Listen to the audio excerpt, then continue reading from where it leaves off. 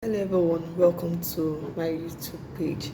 And so today I'll be talking about how to build your relationship as couples, as people, young people in a relationship. So one of the first thing you need to do is that you need to have good communication skill. Communication is very important. You need to be able to express yourself to your partner.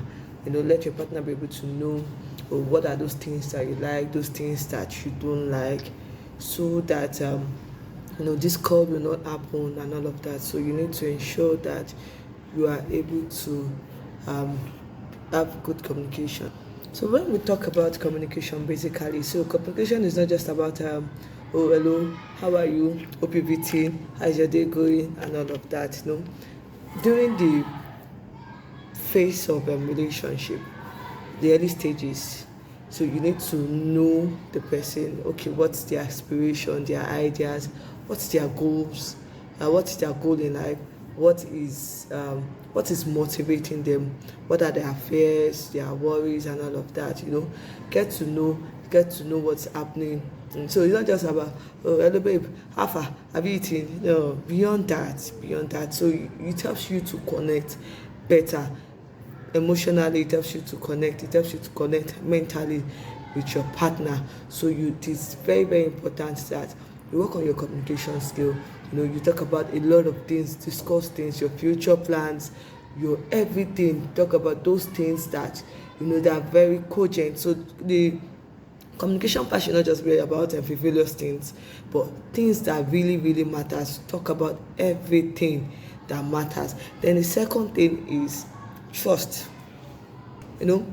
I used to say that it takes a long period of time to earn people's trust, but it takes just a second for trust to be shattered. So you need to try as much as possible and not give room that your partner makes you feel that, oh, they no longer trust you, or you are being suspicious, you're acting in a way that they are beginning to wonder what's going on with this person, happening, and all of that. So you need to try as much as possible that the trust that you built over the years should not be shattered, or should not be trampled upon with something very minute. So try as much as possible not to give room for suspicion, because once there is an issue and distrust comes in place, it becomes very difficult to regain that trust level again. So you need to try to make sure that your trust level is still intact. You don't give room for your partner to start suspecting you of something, or feeling that, oh, what's happening, and all of that. Don't give room for guessing. So try as much as possible to communicate, and then continue to work on your trust. And the third thing I'll be talking about is honesty. It is very important to be honest. I understand that there are some situations that people talk about white lies and all of that. Try as much as possible to be honest. If you are probably going through a phase, or there's something that you don't want to talk about, you can just tell your spouse, oh, please, can we not talk about this at the moment? I'm not in the right frame of mind. We can always talk about this later.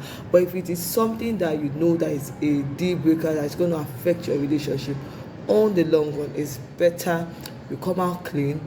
You let your spouse know that, oh, this is what happened, before maybe your spouse start hearing from friends, from a third party, and then it's not looking as if you're keeping a secret and all of that. So try as much as possible to be honest in your relationship. So being honest does not mean that, okay, you're going to be saying so the honesty part, especially for married couples, it's very important that you're honest and at the same time you are transparent.